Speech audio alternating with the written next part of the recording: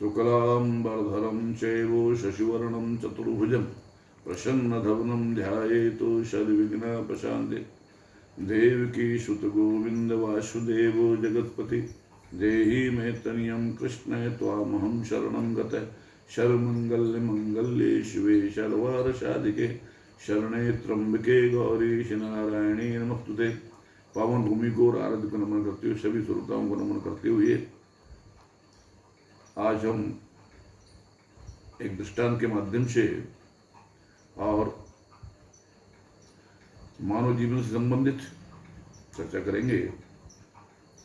बाबा रही ने बड़ा सुंदर कहा है कि यो रहीम सुख होत है उपकारी के संग,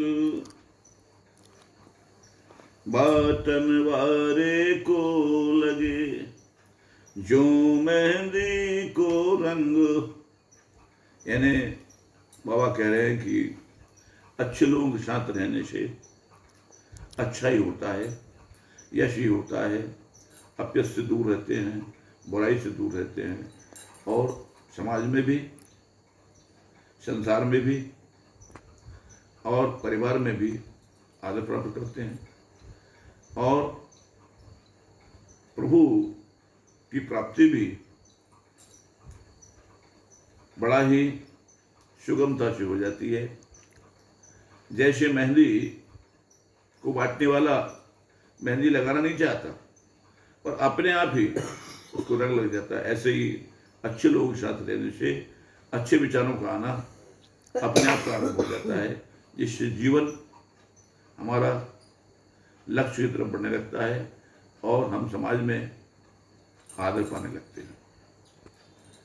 हम एक दृष्टांत के माध्यम से इस चर्चा को प्रारंभ कर रहे हैं। एक समय नारद जी अनेक लोगों से घूमते हुए इस मृत्युलोक में पधारे और सब जगह घूमते हुए एक किसान जो बड़ा धार्मिक है, श्रद्धालु है, संत सेवा करने वाला है, उपकारी है, मेहनती है, विनयशील है, ऐसे किसान दंपति के यहाँ पहुँचते हैं। उसने नारद जी का स्वागत किया, सत्कार किया, पूजन किया, चरण प्रक्षालन किए, नैवेद्य दिया, आरती उतारी और जब नारद प्रसन्न हो गए तो पूछते हैं कि महानुभाव, आपको कोई तकलीफ तो नहीं, कोई परेशानी तो नहीं, कोई दुख तो नहीं?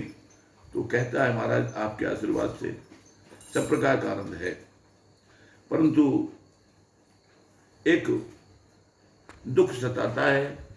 वो यह है कि मेरा आंगन इतना लंबा चौड़ा है और हम गृहस्थ जीवन को यापन करते हैं, परंतु हमारे यहाँ इस आंगन में खेलने वाला, हमारे कुल को बढ़ाने वाला, हमें संसार छोड़ने के बाद में हमारी अंत्येष्टि करने वाला, हमें पानी देने वाला, हमें श्रद्धांजलि देने वाला हमारे कोई नहीं। नारद जी ने उस दंपति के तरफ देखा तो विचार किया कि वास्तव में इसके यहाँ संतान नहीं है, और फिर भी उन्होंने उस किसान दंपति से कहते हैं कि सुनो, हम आपके लिए उपाय करेंगे और निश्चित ही आपके संतान होगी। ऐसा कहकर नारद वहां से चले गए और भगवान के पास पहुंचे। भगवान वैकुंठ में बैठे हुए माँ लक्ष्मी के साथ प्रसन्न मुद्रा में भगवान से हाथ जोड़ करके नारद ने विनती की, प्रभु एक संसार में जो मृत्युलोक का प्राणी है, बड़ा धार्मिक है, श्रद्धालु है और संतों की सेवा करने वाला है, ब्राह्मणों की सेवा करने वाला है, आपका भजन करने वाला है, ऐसे दंपति के संतान नहीं, आप ऐसा आशीर्वाद दो कि उसके संतान हो जाए। भगवान कहते नहीं कि नारद उसके यहाँ आने वाले कई जन्मों तक संतान की कोई संभावना नहीं है। नारद उदास हो गए और फिर कभी उस बस्ती की तरफ गए नहीं। किस मुंह से जाऊं, क्या कहूंगा उस किसान से कि आज नारद के आशीर्वाद में इतनी ताकत नहीं जो उस किसान को संतान दिला दे, इसलिए उदास हो गए। उसी गांव में एक ओगड़ बाबा घूमता हुआ निकला और वह बड़ी जोर से आवाज देता है कि जो गृहस्थ, जो दंपति मुझे जितने रोटियां खिलाएगा उसके यहाँ उतनी संतान हो जाएगी। गांव के लोगों से जब पागल बाबा है, किसी ने ध्यान नहीं दिया। और उस किसान के घर के सामने निकला तो उसने हाथ जोड़ करके उस ओगड़ बाबा को रोक लिया, चरण प्रक्षालन किए, बड़ा सुंदर आसन में बिठाड़ा और बड़ा सुंदर भोजन उसको कराया। उसने 4 चपाती खाई और बहुत खुश होकर के आशीर्वाद दिया, बेटा तुम्हारे यहाँ 4 संतान होगी, कह के चला गया। उस ओगड़ बाबा के आशीर्वाद से उस किसान के 4 संतान का जन्म हुआ। वह संतान उसके आंगन में खेल रही है। एक समय नारद जी वहां से निकले और जैसे देखा कि इस किसान क्या, तो भगवान ने कहा कि आने वाले कई जन्मों तक संतान की संभावना नहीं, पर इसके तो संतान खेल रही, इसलिए गए। उस किसान ने नारद जी को पहचाना, बड़ा सुंदर उनका आवभगत किया, सम्मान किया, पद प्रक्षालन किया, आसन बैठाड़ा, आरती उतारी, नैवेद्य दिया। तब नारद जी प्रसन्न होकर पूछते हैं, बेटा ये संतान तुम्हारी है या तुम्हारे कोई मेहमान आए हैं या किसी पड़ोसी की है?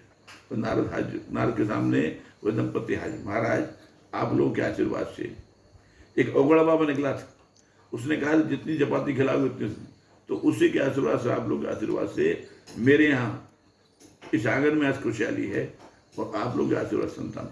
नारद जी ने विचार किया कि बताओ, मेरे आशीर्वाद में इतनी दम नहीं, भगवान के आशीर्वाद में इतनी दम नहीं, किसके संतान? उस ओगड़ बाबा ने। उन्हें त्रिकाल दृष्टि देखा तो ओगड़ बाबा हर गांव में इसी प्रकार से आवाज लगाता घूम रहा है। तुरंत नारद जी भगवान के पास पहुंच गए। उस समय भगवान कैसे शेष सैया पर लेटी हुई कर्मठ बदल रहे हैं, बार बार इधर से उधर हो रहे हैं। नारद जी पूछना भूल गए और हाथ जोड़ के कहते, प्रभु आपको क्या तकलीफ है? कहा कोई ऐसा व्यक्ति हो जो अपना कलेजा चीर कर मुझे दे दे तो मेरा ये दर्द ठीक हो सकता है, मैं बड़ा करा रहा हूं। ऐसा कोई भक्त होना चाहिए जो अपना कलेजा चीर के मुझे देते। नारद जी कहते, प्रभु चिंता मत करो, मैं तुरंत उपाय करता हूं। नारद जी तुरंत संसार में वापस आ गए और उस बाबा के पास पहुंच गए जो चिल्ला चिल्ला कर लोगों से कहता है कि जितनी रोटी खिलाओगे उतनी संतान होगी। उस बाबा को पकड़ा, कहा बाबा कहाँ? बोलो महाराज। क्या तुम्हारे आगे पीछे कोई है क्या? कोई नहीं। क्या तुम जितना भोजन करोगे उतना कराएंगे? कहा वाह। क्या करना क्या पड़ेगा? क्या स्वार्थ है तुम्हारा? क्या तुम अपना कलेजा मुझे दे दो, मुझे आपका कलेजा चाहिए। वाह वाह वाह, अरे वाह वाह, कलेजा दे दिया तो फिर रोटी की जरूरत क्या है? फिर संसार में रहने की जरूरत क्या है? अरे महाराज तुम जैसा और कोई संसार में मिला नहीं। नारद जी शर्मा गए, परंतु फिर भी उस बाबा कहते कोई बात नहीं, एक दिन तो संसार छोड़ना है, आज नहीं तो कल एक दिन छूटेगा, ये शरीर भी छूटेगा, परंतु परोपकार के लिए ऐसा कोई काम, मेरे प्राण जाने से मैं यदि किसी का भला होता है तो वो कहते हैं कि ये नारद मैं तैयार हूं। ऐसा ही वाक्य एक समय आया है कि एक समय भगवान बड़े दुखी हैं। उस समय नारद से कहा था, नारद ऐसा कोई भक्त हो जो चरण रज मुझे लाके दे दे, अपनी चरण रज मुझे दे दे तो मेरी तकलीफ दूर से। पर संसार में ऐसा कोई व्यक्ति नहीं जो भगवान को चरण रज दे दे। कौन नरक में जाना चाहेगा? भगवान को सब आरती उतारते हैं, पूजा करते हैं, सेवा करते हैं, नैवेद्य लगाते हैं, उनका ध्यान करते हैं, मनन करते हैं, चिंतन करते हैं और उनसे मोक्ष की कामना करते हैं, नाना प्रकार की सुख संपत्ति का। बताओ ऐसा कौन होगा जो उनको अपनी चरण रज देगा? परंतु नारद हैं, वो कहाँ पहुंचते हैं? वृंदावन पहुंचते हैं। वृंदावन गोपियों से कहा, गोपियां तुम्हारा काना बड़ा दुखी है। हमारा काना दुखी है कि हाँ, क्यों? कहा इसमें बहुत तकलीफ, पढ़ना नहीं हो सकता। तकलीफ कैसे दूर होगी? क्या वो चाहता था कोई भक्त हो जो चरण, महाराज नारद से कहते हमारे करिया को दुख नहीं होना चाहिए, तुम जितनी शरण रच चाहिए हमारी, हम उतनी शरण रच देने को तैयार। हम भले नरक में चले जाएं, हमको अनेक यातनाएं भोगना पड़े, हमारा जन्म हर जन्म बिगड़ जाए, पर हमारा कन्हैया सुखी हो जाए, ये भक्तों की पराकाष्ठा है। ऐसे ही जिसमें भगवान राम जी वनवास गए, उसमें दो भक्त हैं, कैकेयी और दशरथ।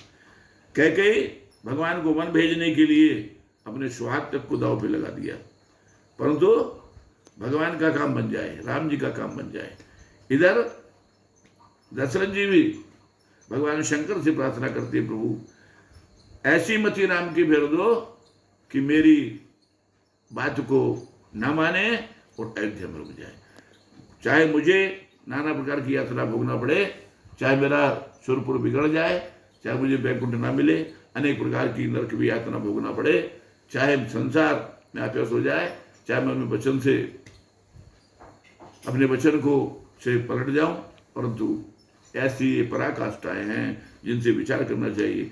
ऐसे भक्तों की जो भगवान के लिए अपना सर्वस्व देने को तैयार होते, आज वही सर्वस्व देने के लिए वह ओगड़ बाबा तैयार, और नारद जी के साथ बैकुंठ धाम चला गया।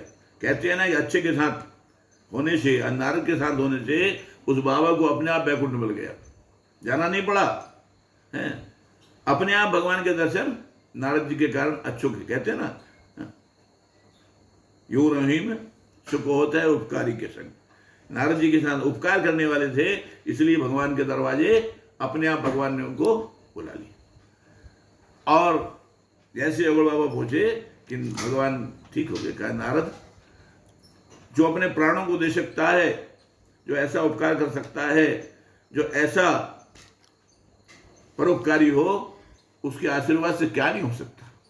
ये संत ऐसा है जो अपने प्राणों को देने को तैयार हो जाता है, मैं भी उसके वचन को टाल नहीं सकता, इसलिए नारद इसके वचन से उसके संतान हो गए। तो इसलिए नारद शर्मा गए, नारद जी चाहते तो आप हैं, परंतु अपने प्राणों को भी देख करके भगवान को वचन, परंतु उस समय उस बाबा को इस मिला।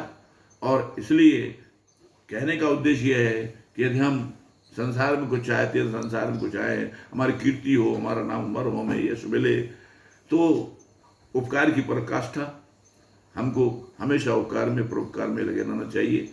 इस बात से सिद्ध होता है कि जो मानव परोपकार करता है, उपकार करता है, दूसरों का हित करता है, वह परिवार में, देश में, राष्ट्र में, मानव समाज में यश को प्राप्त करता है, सबका चहेता बनता है, और अंत में उस व्यक्ति की जन्म जन्म तक, अनेक युगों तक याद की जाती है। इसी के साथ अपनी बात को विराम देते हुए जय सीताराम, जय हिंद, जय भारत।